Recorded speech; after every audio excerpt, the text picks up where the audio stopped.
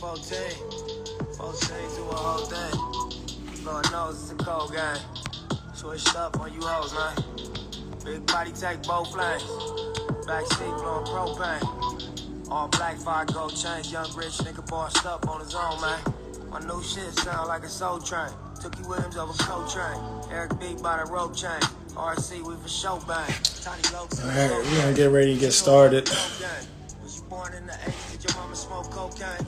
Have you ever seen the whole thing? But you drove to the streets cause you grew up on show change. Fuck that. It remind me when these rappers drop guns and they close chain.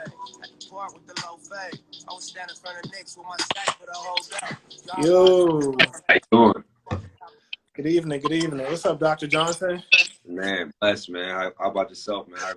I'm doing good. How you feeling tonight? Blessed, man. Everything's going well, man. Thank y'all for the opportunity. Nah, thank you for coming out here. Really appreciate it. Now we're gonna get to know you a little bit. So I'm gonna just go ahead and do a little bit of introduction. We're gonna talk about some medical stuff, some culture stuff, some business stuff, and a little bit of other things. It should be like 45 minutes, not too long. But should I call you Dr. Johnson the whole time or Dr. Dental? That's the first question.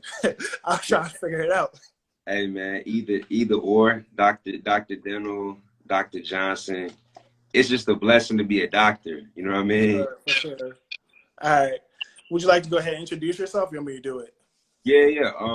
So DeVonte Johnson, born and raised Atlanta, Georgia. I guess we go through the educational part. Went to Tennessee State Univ for undergrad. Got a BS in biology. After I graduated TSU, I worked in a nonprofit for a while. I was in Atlanta, actually navigating through that whole process. Post that, Duke for my master's in bioscience, and then transitioned to Tufts right after that. Just finished at Tufts in 2021. Okay. All right. So my first question for you is, so you went to Tennessee State for undergrad and studied bio. What made you want to go into healthcare, just period, healthcare, not specifically dentistry, but just healthcare? So I come from a family of just natural service. So my mom is actually a nurse, but then my dad is actually a dentist. Oh, my bad. My dad is actually a barber. My bad. Okay. The reason why I said dentist is because actually the barber was the dentist back in the day, right? I don't know if everybody know that. The barber I did not know that. Yeah, the barber used to do a lot of bloodletting. They used to do a lot of like extractions back in the day. So like that was a full circle when I found that out. But yeah, man. So I was kind of naturally connected to just service and health and all that type of thing. With my parents kind of being involved in those industries. So I actually got introduced to dentistry through my mom. So I thought I wanted to go into medicine. Okay. But I think dentistry for me was like that perfect balance of healthcare, art, but then also like psychology, right? So like dentistry, man, you get to use your hands, man. You get to craft and sculpt different things, man. But then also the psychology component, which I really appreciated, was being able to help people feel better about themselves, right? So being able to, have the opportunity to do some smile design things or some smile reconstructions to where we can instill confidence back into somebody so they can be able to go through their life, maybe find a spouse that they want, or just feel just better about the way that they look. You know what I mean? So being able to kind of bring all those things together was super dope. And then on top of that, a lot of the dentists that I knew also were like real family. And like dentistry, we have some of the best hours. You know what I mean? Like we not on call. Like that work-life balance is crazy. Yeah, so out of the clinic at 4 o'clock or 5, they're able to coach their kids' football teams, basketball teams. They're able to do a lot more than just work. You know what I mean? And that's one thing I love too. And then the pay is good, right? So when I factored in all the aspects of it, I felt like it was the perfect balance for me. So that's why I chose dentistry. Okay, cool. That's actually my next question, specifically why dentistry, but we just got into that. But we're going to jump over that into our next question. So your journey to dental school was actually very, very unique. specifically from like your MBS to, following up after being waitlisted and stuff. Can you talk about that, the whole process, how like the journey was and kind of how it shaped you to the person you are today? Yeah, man. I think it's really important. You know what I mean? So I think a lot of times when, ideally we all want to go straight into medical school, dental school, professional school without any Yeah, bumps. But it's literally those bumps in that story that kind of helps you propel yourself to the next level. So for me, coming from TSU, I was one of those guys that, I was heavily involved on campus, did what I needed to do. But when it came to professional school, that was a totally different beat. yeah, And, initially, when I was in undergrad, I'll be completely transparent. A lot of my, those core concepts, man, I put those in my short-term memory. Like I did a lot of cramming, but I didn't really understand the true concepts of like biology, chemistries. Like I did enough to get good grades, but I didn't understand the concepts. And we both know when you get to medical school, these next levels, and even studying for these tests, all these concepts compound on top of each other, exactly. They never right? go away. They always keep coming back. So if you don't have a foundational understanding of these concepts, when you get to that medical school or that higher rigor level, I mean, you're going to get swamped by the information because, they're going through, certain concepts, that you learned over 10 class periods. They might do it in one day. Yeah, So, if you don't have that foundational understanding, that, it's going to be tough for you. So, that journey that I took, I thought I was ready, but I wasn't ready. And going to a master's program, and, my Duke program was literally very similar to my first year of school. So going to a master's program and being able to kind of get exposed to that high level of work, where the stakes weren't as high, I was able yeah, to kind of navigate and get into the process of like understanding how to study, how to this type of information at that high level. And I think that kind of was able to help propel me and do well when I got to Tufts, right? Because I was exposed to that. I don't earlier. think, yeah, exactly.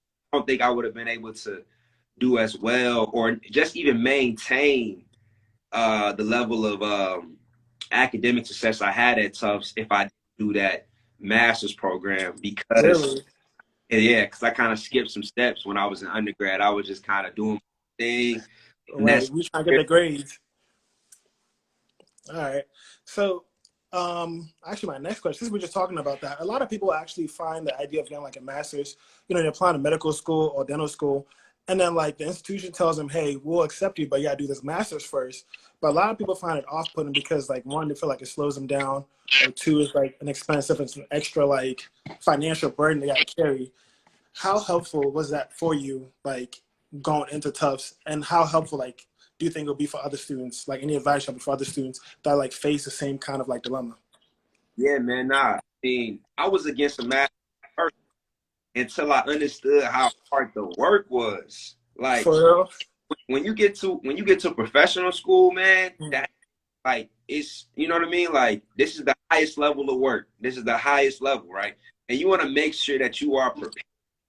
And that's all it is. It's not so much saying that you're not supposed to be there. Is that Yeah, sometimes those masters kind of cushion you to where when you get into a professional program, actually gain time, you're able to perform, right? So let me tell you, man, like being in the professional programs, some programs are stricter than others. Like my yeah, tough, it was, I wouldn't say it's lenient, but they show love. If you're struggling with class, they gave you multiple opportunities. But there's some other programs, man, if you fail one class, that's it. Like they're chalking you out. Like you got to yeah. It's a wrap. committees and plead your case to why you're able, why you should be in these programs still. So with that being said, depending on what type of program you get into, you want to ensure you are as prepared as possible when it comes to the basic sciences and that understanding. And that's what a master's provided for you, right? Um, Okay. for a person who's trying to get into professional school and they got those borderline scores, the GPA is kind of borderline. Your standardized test scores are kind of borderline. I would opt for a master's program. Why would I say that? Is because if you do Well, in a master's program, that communicates to the professional school. You're able to They're capable of handling that workload. yeah, right. So if you're able to do that level of work, they're going to take somebody with borderline master scores over somebody with borderline undergrad GPA and all that type of stuff because you've been exposed to that information, if that makes sense. Yeah, it definitely does. And then staying on the same field with before you got into Tufts, you actually sent an email. I saw that to the dean of the school following up after you got waitlisted. Yeah. I don't know how to phrase the question, but can you talk about that? Like, what's the importance of following up, pretty much for everything? Because I feel like if you hadn't followed up that with that email, what are your chances of actually getting into that school? Would you think it would have been the same? Nah, absolutely not.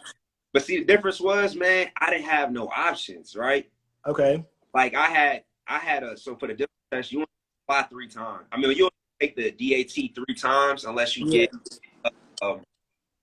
extra, like a special request or something, right? So I had taken the DAT 3 times. I had gotten the same score. So the same score all 3 times? Well, the same score twice, and then last time it got a lower score actually. Okay. So I'm like, all right. You got same score twice, and it went lower the third time. Yeah, lower the last time. So, you know what I mean? GPA, I did all this other type of stuff, like everything. Yeah. I'm like, yo, I gotta figure out, like, this is my last shot before I have to change careers, right? That's what I'm marketing. I'm about to be on some whatever, because if this don't work, no. So I live out of pure frustration, out of like impulse. I comprised that email and was like, look, all you gotta do is give me a shot, and I'm gonna be who I said I'm gonna be, right? Right. And, I mean, the theme right there really just comes down to truly believing in yourself. Like, I am who I say I am. Mm-hmm. And I think a lot of people, when it comes to these admissions, you know, you want to kind of beat around the bush, and you don't want to put that level of confidence about who you are, even if it don't really line up on paper sometimes, right? So think about it like, okay, what is a good doctor? A good doctor, a straight A student that only did, you know, medical courses, and only, like, is that what makes a good doctor? Is that a good clinician? I don't think at all. I want somebody that's went through something. I want somebody that has a lot of adversity, gone through some things, can relate. Right. Absolutely, right. So yeah, man, I was at my wit's end. I came, and I was, you know, it was a tough conversation, and it was a tough thing to write, but it got me what I wanted, which was a further evaluation over my whole situation, and then come up with a clause of sorts. So basically, they offered me a deferred acceptance. So that's how that's out. So they said, all right, accept you the following dental class if you do a math. Okay. I see. That's how I got into the master situation. Okay. The deferred acceptance, but the next year, what we want you to do master gap year. Right. So basically, then you have to go back and then prove yourself in the master's program again, that you can hang with them, and then come back. Master's program, my master's program, but some of the other kids, it was probably sweet. You know what I'm saying? Because like, it was a ton of kids coming from, you know, Johns Hopkins, you know what I'm saying, Georgetown, UCLA, like, you know what I mean, really prestigious institutions and stuff like that. And what I was speaking on was a lot of those basic concepts. I had an understanding of them, but I didn't deep dive into them where I was really just invested. So my master's program for me was, finesse for me was my master's program. So it was pass fail, right? So being able to have a pass fail program, I get through it. I love it because all I have to do is get past that 71, 72. I ain't gonna hold you. So I'm just focused how to get over that hump, because at the end of the day, in the transcript, I'm gonna say P.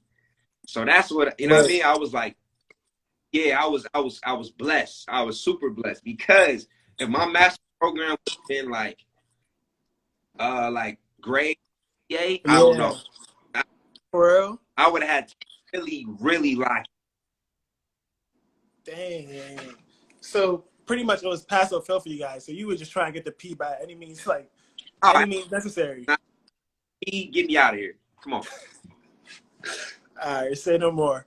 So my next question for you is, so after getting your DMD, which is your dentist degree, what else can you specialize in? Because, you know, for medicine and stuff, you get your medical degree, you go into your residency, but then after residency, you can go to your fellowship or like subspecialize in something else. What do you do after you get your dental degree? Yeah, Or yeah. what are the possible options? Sorry. When you get dental school, right, so you can apply for like the different specialties while you're in school or after school, right? So you can work and reapply. Me, personally, the dope thing about industry is if you feel like you're capable, you can actually graduate and go straight to work, right? Okay. You get the license and go straight to work. So for me, as a general dentist right now, currently, a lot of our bread and butter, like going to go get additional certifications. So not actually going back for traditional schooling, but just going Yeah. back for certification, right? So you can get certified in Invisalign or Clear Correct, so you can start doing, you know, braces for or aligners for your patients. You can go back and actually get certifications for implants. Implants are a really big thing for dealing with dentulous spaces. You can get like certifications, go through courses with veneers and more aesthetic type of things. So it's kind of like whatever you're trying to kind of get polished up on or focus in on, they have these additional courses that cost pay for and get polished on that subject. When it comes to actual specialties, you would have to go back for specialized training, like oral surgery. You have 4 to 6 years, endo 3 years, ortho generally like 3 or 2 years, depending on the program, and it goes on from there. So do people usually go right from after they're done with their DMD to like the 4 to 6 years for surgery, or do they take a break, work as a get experience as a general dentist first before they go back? And What you really, do like their scenario? and so a lot of programs is just kind of, especially like surgery or like ortho. A lot of those programs are like they take, I mean, maybe 1 or 2 kids a year, right? So if you got only like 60 programs, Yeah, yeah, it's limited. sometimes it might be better for you to work a little bit, develop some relationships, then. So a lot of people, it's really no like fail-proof way of do it. You kind of got to work your move and just figure out what's the best situation to kind of get in there. But I think a lot of the people that I know that have like got into these dope specialty programs, it's mostly been off of a relationship, right? And we are That's how it works. Your network is your network. absolutely, man. So like, of course, doing what you need to do in the classroom and, you know, having a dope resume, CV, etc. But the next level of that is relationships. So being able to connect with people that are in your field or in that specialty that you want to get into, and then kind of pushing that move forward. Okay. So what does a typical day, a typical work day look like for you now as a general dentist? Yeah. So I'm working at a couple different offices, but generally my day is like I get to the office at like 8:30. Okay.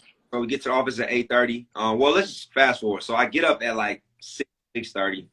I do my own like kind of leisure reading, kind of my own little stuff, meditate, whatever, workout. And I work closer to, so I do like outside workouts, random. Okay.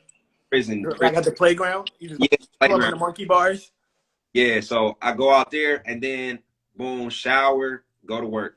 So I get to work at like 8:30, do a little huddle at 8:45, and then 9. First patient is around 9. So generally done with work around, last patient is like 3:34. So I'm generally out of there before 5, depending on what the case is. Generally we load up more cases like in the beginning of the day, and then it's kind of chill. But yeah, man, I mean, that's pretty much it. I mean, food, relax, do whatever else. But currently, with my one office, I'm working 4 days, and then I do some part stuff, maybe one or 2 days, just to, like if I want to see some different cases at the office. Yeah. Okay. So yeah, no, I mean, it's super flexible, and that's one thing I think that I'm grateful for, because when you go into dentistry, man, you can really I mean, you don't have to sign like a full-time contract nowhere, right? You can start, you know, I'm part-time over here 3 days a week, and you know, I like that position.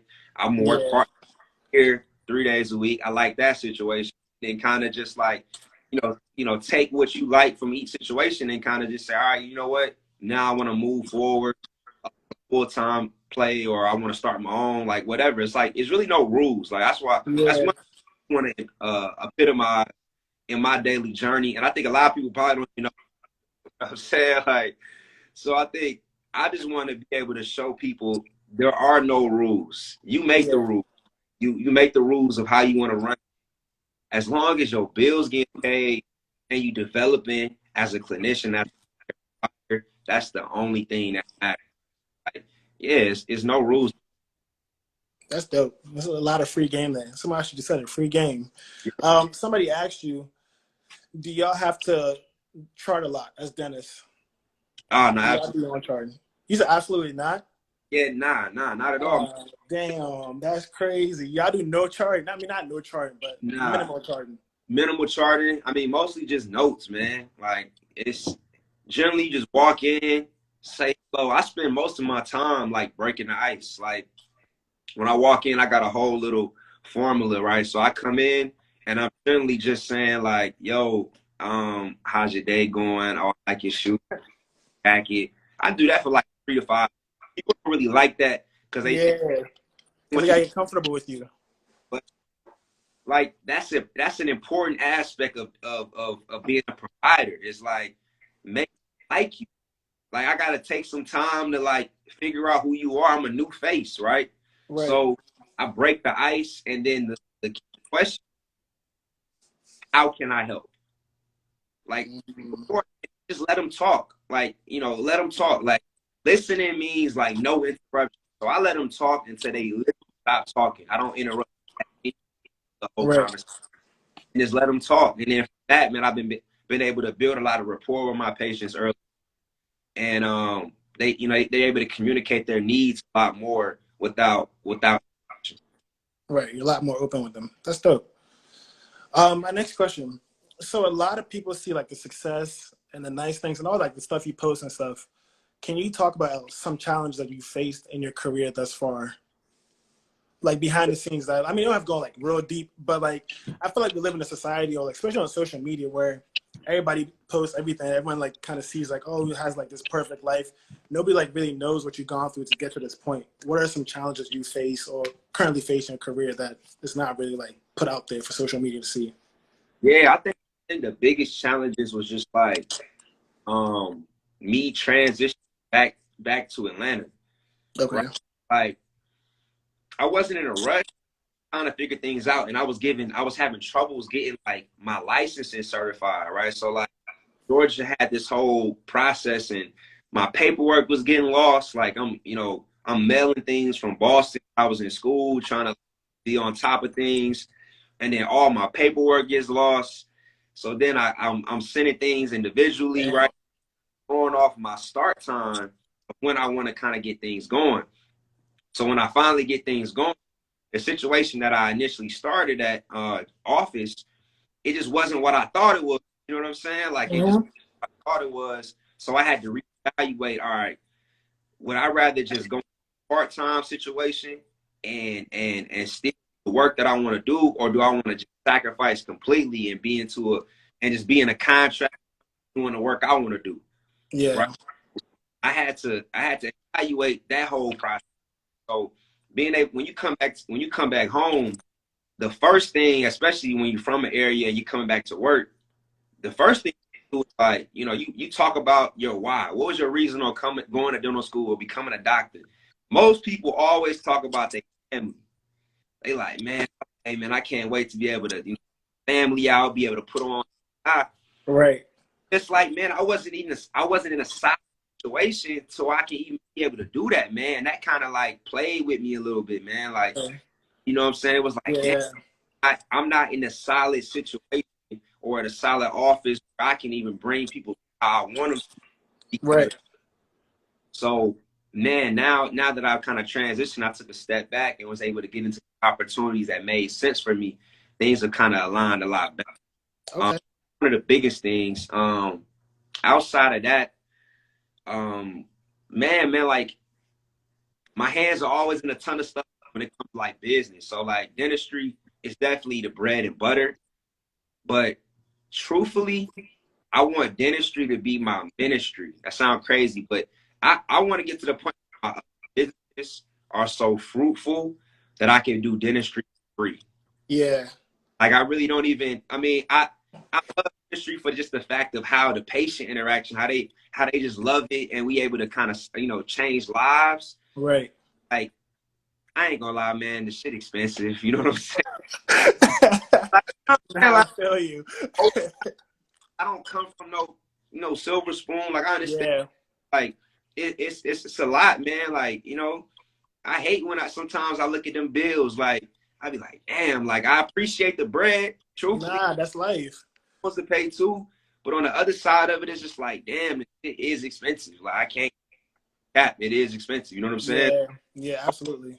Where we build a platform. We got the businesses going so crazy to where we can support people through dentistry, right? So like I look at it like doing a situation where people can like write, like send in videos, like why they want their smile redid. And Wow. to where we take a certain amount of cases monthly and we just do it. You know what I'm saying? Like Okay. I ultimately want to get, but of course you gotta do some work. But yeah, man, that's kind of how I look at dentistry, man. Gotcha. And I actually have a whole section for business that we're going to talk about real soon too. So I'm gonna get into all that. Before we finish this section though, someone else asked, do you have the opportunity to shadow under a dentist before starting on your own? Or did you feel prepared to take on your own patients after graduation? Yeah, I did both. I mean, a lot of times, man, you want to that's the biggest thing about if you want to go straight out, the biggest thing is like looking for a mentor, right? Okay. Right.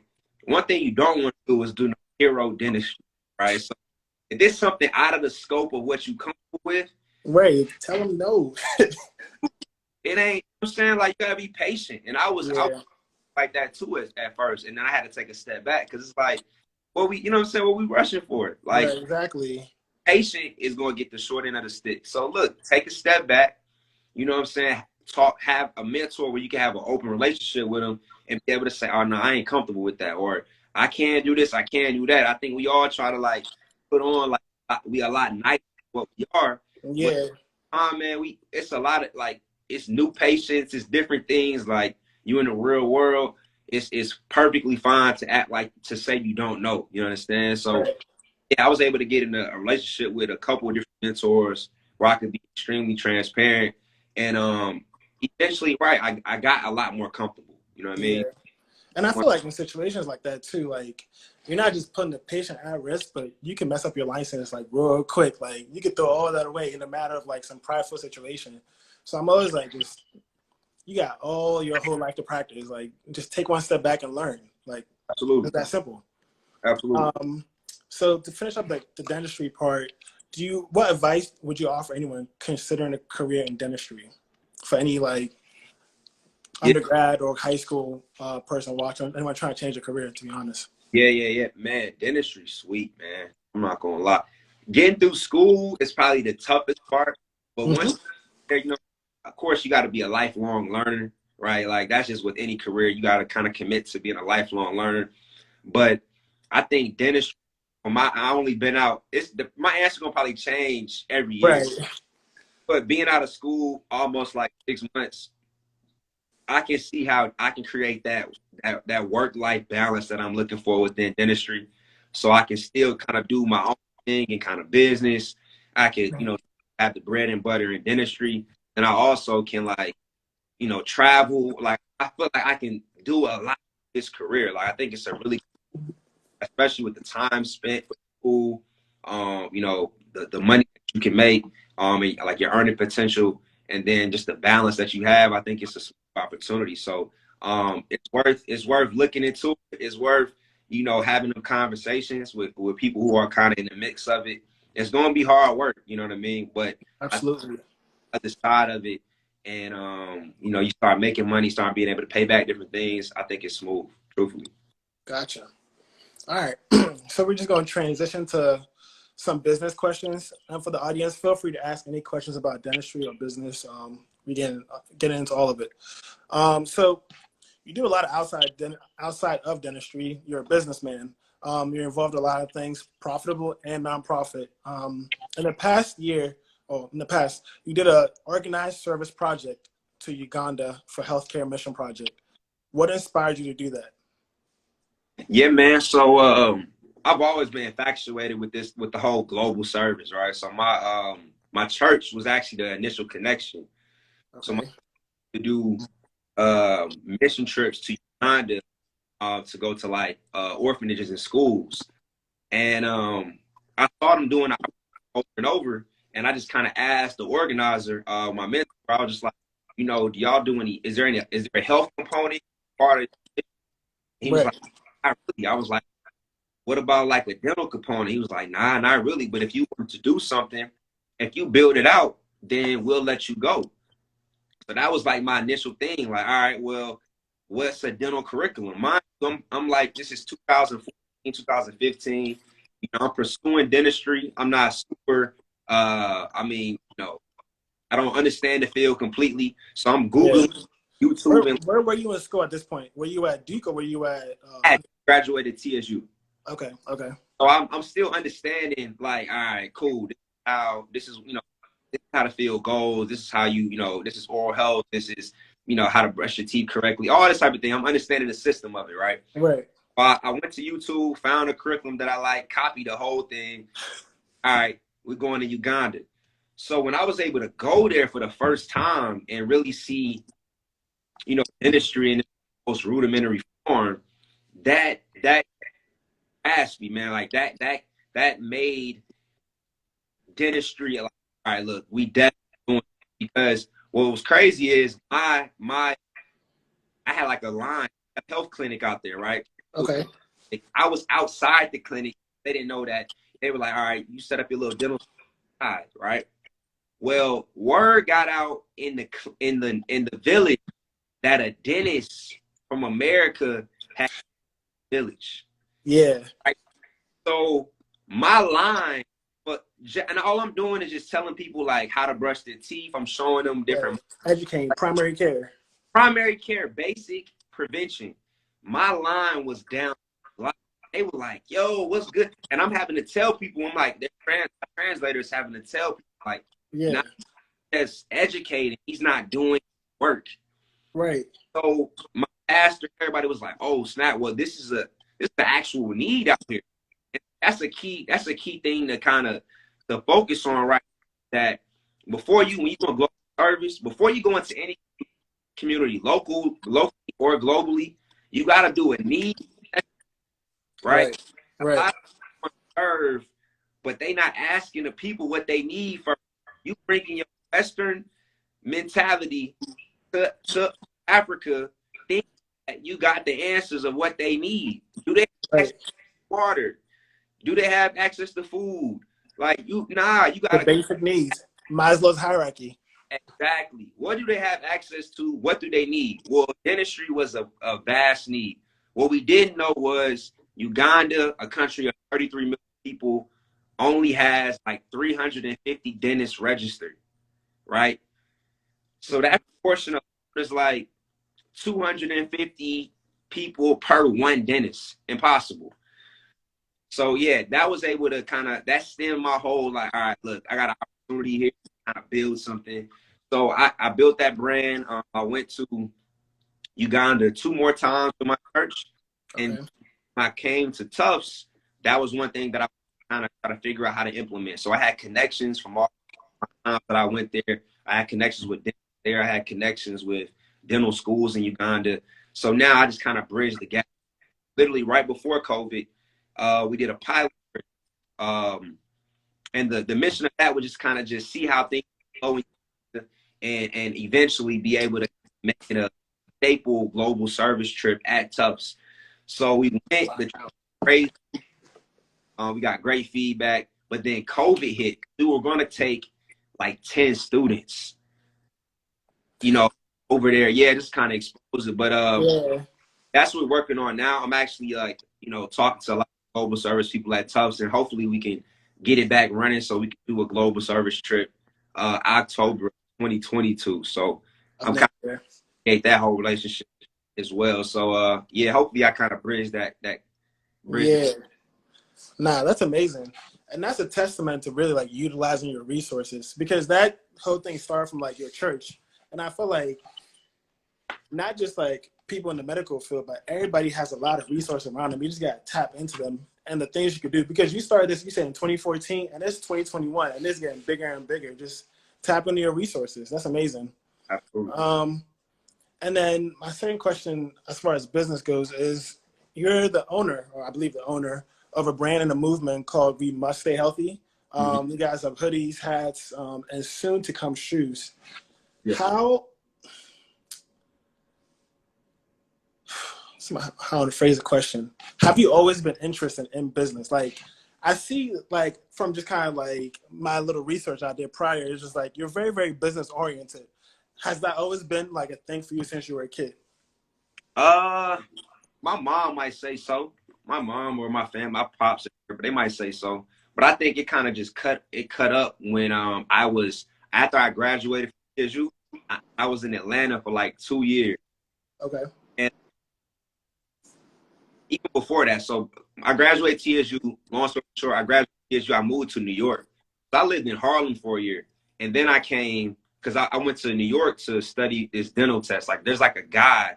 I don't know if he's still out there, but it was a guy in Staten Island that had like this DAT prep course. He was like the like a guru. No cap, I swear to God. If you take his class, you was gonna get like a super high score. For real? Damn. Okay. Person that didn't get a high score, you know what I'm saying? But I made the sacrifice, so I moved out there, and I was living in Harlem, but commuting to Staten Island like 2 hours one way to Staten Island every day to go take this course. That's dedication, bro. And it was out of pocket. There ain't no financial aid. That's a whole nother story. But boom. And I think so coming back after that whole New York time, coming back to the States, coming back to Georgia, man, I just was just looking at ways to just make bread, right? I was just thinking about like, how can I leverage what I already got? And, I got a couple of different homies doing, a ton of different things. And I was just getting exposed to a lot of information. Like, it was almost like overexposed. And that kind of pushed me down the road of like, how can I figure out how to make some extra money with what I have, right? With my own resources. And when the We Must Stay Healthy thing came about, that really stemmed from the pandemic, right? So we're at the pandemic is going on, and I just felt like hopeless, right? So I felt like, they telling us to stay at the crib, don't move around, don't get nobody, you know what I mean? That type of thing. And man, we got to be more proactive when it comes to like maintaining our health and prioritizing. Like, we can't just get into the retreat once the situation has happened. So I call to action about our health journey and the direction that we going. And I just came up with We Must Stay Healthy, right? Like, we gotta, like, before we do anything, stay healthy. Exactly, right? Because, bro, in this was the first time everything stopped. It didn't matter what you had going on. If you want to go to church, you could not go to church because it was a pandemic. You know what I'm saying? Like, it's the first time everything came to halt over a health hazard. And I'm like, man, we gotta moving forward that we prioritizing and putting our health first. So I started off with merch because merch was easiest. And side note, all the merch that I put out, I actually designed myself. And I'm not even a designer for real. But it was just like I had time, you know what I'm saying? Yeah, so I was down with stuff. Yeah, bro. So we was able to design stuff, we put out it, and it just started catching on, man. Like, it felt it was I ain't never did nothing like that. I never did no clothing line or nothing in that capacity, but it just started picking up and catching on. So that's why I had something. And since then, got a ton of other merch that new products. But then 2022, we're gonna be diving for activations, right? So one of the biggest ones that we're gonna do is we're gonna do a partnership with barbershops. So the barbershop for the Black male specifically, like that's the cornerstone of Black male. Yeah. Wait, The so We Must Stay Healthy is partnering up with barbershops. I just want to get that clear before we continue. yeah, that's the direction we're Okay. going. Yeah. The biggest thing is because like hypertension, one of the biggest silent killers of our communities. So what I wanted to do was leverage the barbers, right? So being able to teach the barbers of what high blood pressure looks like. So what I wanted to do it was install these like blood pressure cuff type systems into these barbershops and kind of create a reward system. So basically come in, take your blood pressure, it's within, normal limits or it's cool, you kind of get like a little dash. Then after like five, good blood pressure, then you would get like a free cut. But on the contrary to that, if a barber knows what high blood pressure looks like, and this person, they're 200 over 100, you know what I'm saying? They're able to connect them to a primary care physician or urgent care. Like, hey, this is a little within the, it's a little higher. We might want to send you over here to get checked out. And we can maybe stop some things, right, from just that communication. Because if it's coming from us and we the doctors, it's different when it comes for somebody that's their friend, right? Right. So if the barber telling you like, they educated us on this, that's a little high. You might want to go to this. You a little bit more conscious. Right. It's in the back of your mind.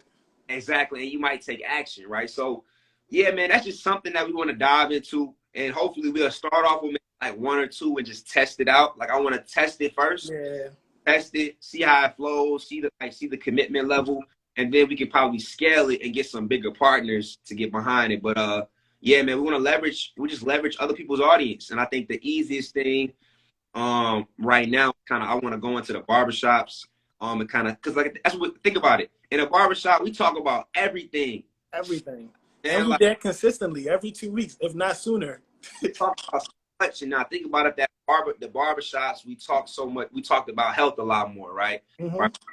Like ways to kind of do that thing. So yeah, man, that's one of the initiatives that we're gonna dive into when it comes to the community side of Stay Healthy. Yeah, that's super dope. Like I'm actually mind blown right now, and I don't get like surprised or thrown off. Like honestly, when I first read it, I thought it was just a clothing brand. And then I thought it was like a mixture of like healthcare and clothing, but I didn't know you were scaling it like this. This is super dope, and I really hope it takes off and like makes it big. I'm gonna stay tuned. We're gonna be tapped in. Gear, man. I send y'all sizes over. We'll get y'all some gear too. Appreciate it. So my next question actually was gonna be, what's the importance of mixing business and healthcare, or with healthcare? I know earlier we talked about you want dentistry to be kind of like the back, not the back foot to your business, but you want to be able to like work full time with your business and actually grow that as well. So can you talk about the importance of like just the importance of healthcare with business? Yeah. So I think like a lot of times, man, when you look at healthcare companies, a lot of the healthcare companies are not ran by healthcare people. It's tough, right? Right? Man, you get to the top, they know nothing of. Yeah. Go ahead. Are not by us, right? So that and when you understand that, you realize to fuse those two together. If you don't, then they'll continue to be mutually exclusive. You have to figure out, you have to understand your business, and you got to be able to advocate for your business, right? That's an extremely important thing. And for so long, and I think that's another thing to do with healthcare outcomes. For so long, we're not in those executive seats for these healthcare hospitals. It's MBA students. It's these corporate people. We're not in these positions, so we're not able to advocate at the highest level, right? Because the dollar in this society, in a capitalistic society, the dollar goes over everything. So a lot of the decisions that's being made and the way that you can advocate for your patients doesn't even have to do with you, or it doesn't have to do with healthcare a lot of times. It has to do with finances and okay, what insurance is gonna cover this and all that type of stuff, right? So, as healthcare professionals, I think it's extremely important, even if it's not just diving into a side business or a side hustle, but just being full-on, hands-on with business is extremely important. I just think that's just important in general. Side businesses, of course, that's a no brainer. I think just because it doesn't even what it is like. It's you developing that skill set of understanding certain things, right? Like how to deal with payroll, how to deal with supply chain issues, because supply chain that's effective if I'm ordering, dental equipment, you know, gauze or like composite material. That's equivalent to the same thing of having enough hoodies and my shirt orders are going down, Yeah. et cetera. So it's a transferable skill set nonetheless. Okay. That's dope. And then the next one's actually like a personal question I want to know. But I seen that for your next drop, or I'm not gonna, it's coming up next, but for your next idea, you guys are dropping Converses with the actual "We Must Stay Healthy." Why did you guys choose a Converse? Is that your favorite silhouette of shoes? Because I peeped, you got some kicks on your feet. So I want to know, is that your favorite silhouette? If not, what's your favorite silhouette of shoes, and why Converse though? Yeah, man. So I just like Converse style. You know what I mean? I think that was like the easiest kind of way I could get into the shoe game. I want to get into it, kind of like a minute route. So yeah, I like style, not already mine, but I think that was just a good entry point for us. Yeah. It's other. When it comes to my favorite shoe, it'll probably be the Jordan 1. My man. Yeah. That's probably my favorite shoe, man. Start wearing. We talked about that the other day. It's like, man, I've been buying shoes lately, but man, I don't wear them. Right? Yeah. I especially in the office and stuff like that. Like real chill because it's flying everywhere. All that stuff. So I gotta figure out a way to kind of rock. Right. And not. What's the point of buying it if I never rock it? Exactly. You're just gonna be sitting there collecting dust. I gotta figure out how to start like getting these shoes in rotation. So yeah, man, but Jordan 1 for sure. Yeah, you're a smart man. I like that. That's my favorite silhouette though. I like Jordan 1s. I rock 1s, 4s, and then I'm just gonna get the 11s coming out this December, and that's it for me for the 11s. But yeah. So last one actually for business wise, you are the co-founder of a project called Manager Network. Can you actually tell us a little bit about that? I don't know a lot about that one. So yeah, man, and we still working on it too, but Energy was about that was kind of birthed out of a lot of stuff going on. Biggest be where us working in nonprofit space and seeing that in the nonprofit world, you're getting $70 billion getting advocated nonprofits, but of that 70 billion, only 7% going to minority families. Okay. So a lot of times we see businesses commit to these lofty goals. A lot of that police brutality stuff that was going on and, with George Floyd, all these coming out saying, all right, we're committing $100 million to Black Lives Matter. We're committing dollars to NAACP. There's no third party conduit to even ensure those funds make it there. Right? And if they do get those other companies, how is that then distributed?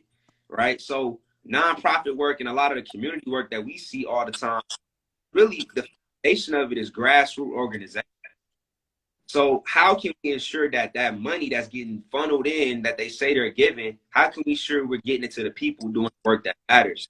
So that's kind of what the system was about, being able to kind of have a lot of technical things going on, being able to have a system in place to kind of get money funneled to those grassroots nonprofit organizations that are minority-led women. So that's the business model. We're currently in the technical phase, so we're kind of like getting products out. Got a couple engineers kind of trying to pop things up. We can put out a dope product. But yeah, that's around. Gotcha.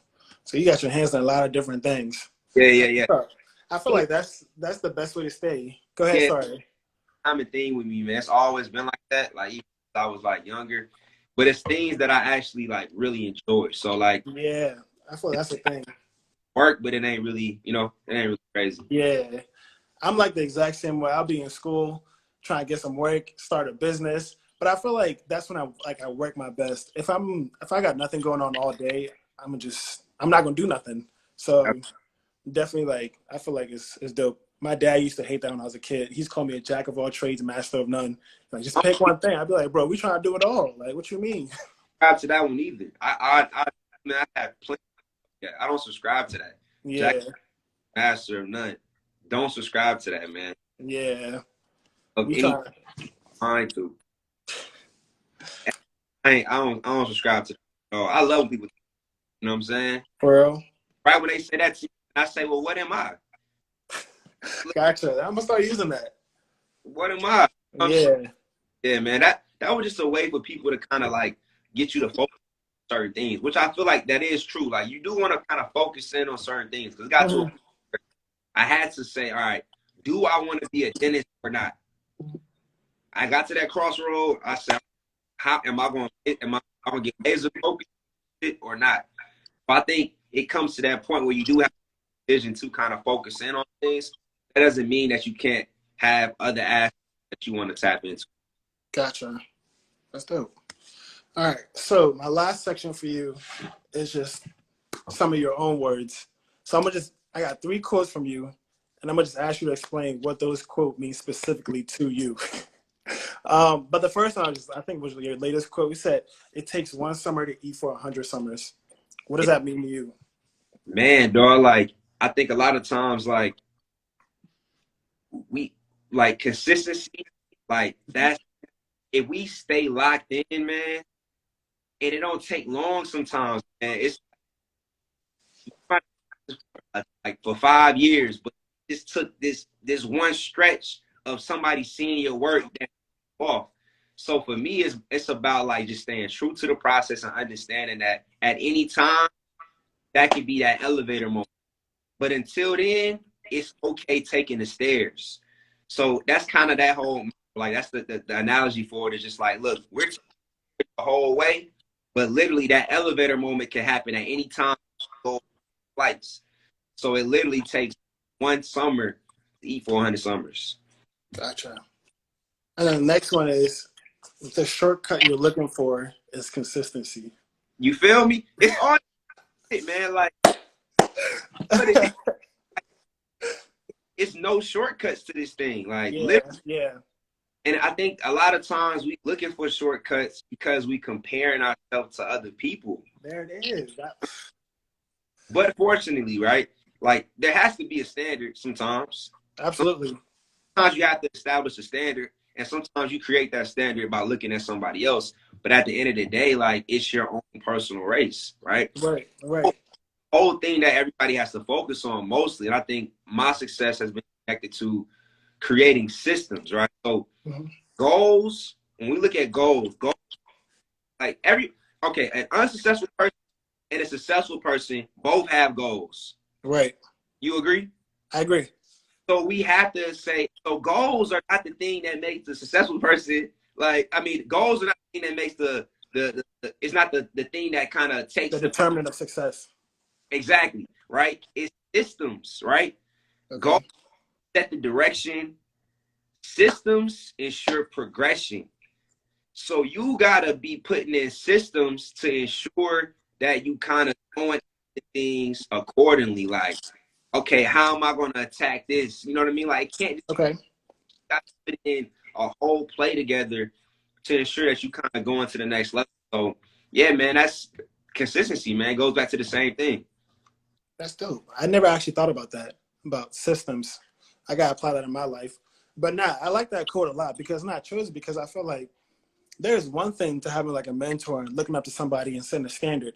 And there's a second thing with comparing. And I feel like a lot of these days, a lot of people are doing a lot more comparing than they are actually trying to progress. So you see a whole lot of people posting like a bunch of accomplishments and you're like, damn, but I only got this. But you don't know how hard they work to get there. You don't know how much work they put in. You know how many like summers they was in when y'all were clubbing or whatever y'all was doing. I'm not against clubbing. We be out during the summertime. But I'm saying you don't know like how much work they put in. But we so focused on where they currently are to where we are. And I'm just like, it's not your time yet. You got to keep working because you focus on that so much. And then now you down yourself and then you might want to change what you're doing. So I love that quote. Part two, man, people be lying. Right. People don't be happy. You know what I'm saying? So I think being able to get to a position where it's like, let me just live my truth and trust my vision and let the rest kind of navigate. Absolutely. And then my last one, you said, I forgot where I seen this, but I seen it at some point. You said, I'm the Hove of this. I don't know how the sentence ended. But I'm the Hove. yeah. I don't know what I said. I said something like healthcare whole, some whole. Yeah, Yeah. for sure. Explain that. Because Hove done a lot. Hove came from the bottom to the top. Hove done been through it. Yeah, He established, he put people yeah, on. Which part of that aspect are you yeah. talking about? Because he done a lot. Right. Whatever you think it mean, that's what it mean. You know what I'm saying? I think for me, it's just like being able to dive deep in my heart and really just kind of say, you know what? I'm operating at a high level and I want to put something out there so high level that it's just like when people see me, they kind of always like kind of keeping me to a certain standard, right? So a lot of times they say, look, if you say you want to do something, tell 100 people you want to do it so they can kind of have that accountability for you. So that's what that was. It was kind of saying like, look, I'm doing this thing at a high level and I want that pressure. I want the energy around people holding me to that high level because I'm only gonna go higher. Like I'm committed at a certain level, and I want other people to kind of get behind it to be able to like help me maintain that type of energy. So yeah, man, I put it out into the universe, and I want to return that same energy back to me. Yeah, that's dope. And then my last question of the night for you is, so over here at the Village Doctors, pretty much we kind of pride ourselves on like our village helping us to where we are. Like I wouldn't be here personally if it wasn't for like my mom. Like I got a few close friends. I always got my back no matter what. Like they tell me like, Kwam, that's not a good look. Don't do that. Like they didn't help me through a lot of things and brought me to where I am right now. Who do you consider your village? Man, village, man, I got so many people. I can't even call anybody specific names. It's literally like that. But like, They're gonna be offended if they get left out. yeah, like TSU was extremely vital in my whole success. Like a lot of like intangible things that I learned by going through a HBCU, extremely important, right?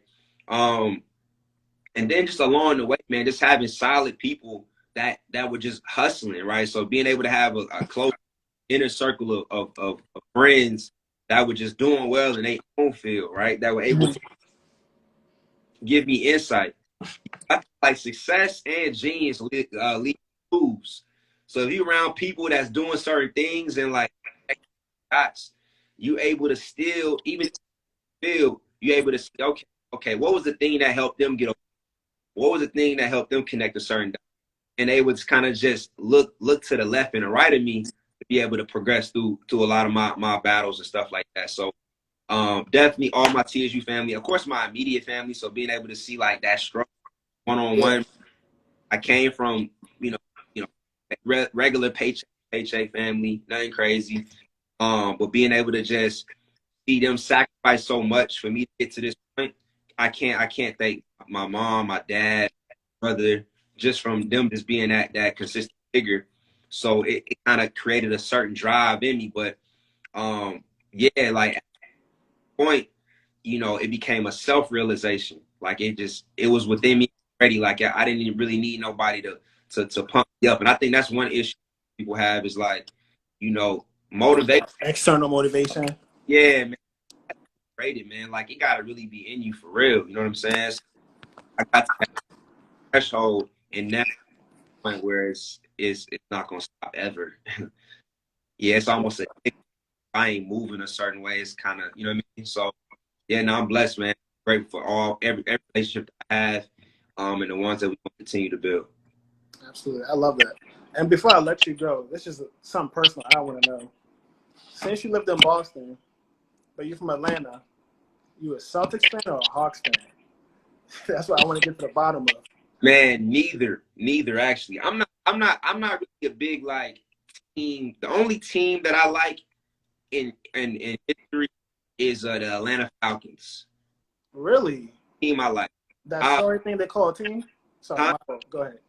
Yeah. That's the only team I like. But I like players though. You know what I'm saying? My favorite player is Melo. Like Lil Melo or Big Melo? only one mellow. It's only one. Let's not do that. And when I say mellow, I'm talking about Carmelo Anthony. Yeah. I want to mess with you. Right.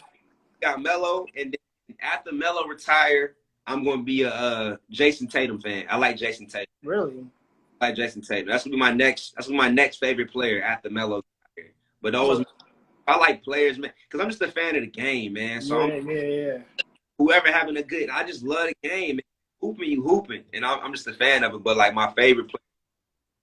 Absolutely, I like that. That's dope. And then somebody got in here before, said, "What helps you keep focused?" And then we're done. What helps keep you focused? Man,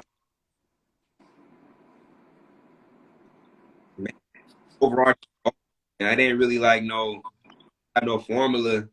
How to focus, man. I think it's like a lot of people, man, like they try to put discipline on you by staying disciplined, but it ain't about discipline. It's about desire, right? So like if you don't have the desire, it's impossible for you to be disciplined. So when a lot of people talk about like, praying for discipline, you shouldn't pray for discipline. Pray for a delight in something. Oh, I want to delight in medical school work, or I want to have delight in, whatever you hustle. Okay. Pray for discipline because, dog, discipline, if you don't desire it, you not got no discipline. You got to be able to love what you're doing. Right. Then it be a byproduct of you having that desire, if that makes sense. I have never thought about that because I'm the dude that plays for discipline. So like that's new to me. Yeah. Nah, it ain't about discipline. Crazy. It's about discipline. It's about desire. If you do not want to work out, it don't matter how much discipline you have, you're not gonna work out. Right. You don't want to. Like you gotta have that desire. You gotta feel like some people be like some gym rats. They like, look, I gotta get in. That's desire. Right. So desire to go there. They now have the discipline to work out. Yeah, I don't think there's a better note to end off on. That's the best note to end on. That's crazy. For sure. Nah, but I want to thank you very much, Dr. Daniel, for coming through and talking with me. We definitely learned a lot. I learned a lot today. And then we definitely I'm personally going to keep in touch with what you do with the We Must Stay Healthy. I think the barber idea is crazy. I love it. And I'm going to stay tuned to see how you guys scale that. So thank you very much. Thank you, man. Thank you for being tuned. And make sure y'all send me this playback, man. I want to make sure I send it out, for man. sure. Yeah. We're going to have it. For sure. Thank you. Have a good night. And good luck with everything. For sure, you too.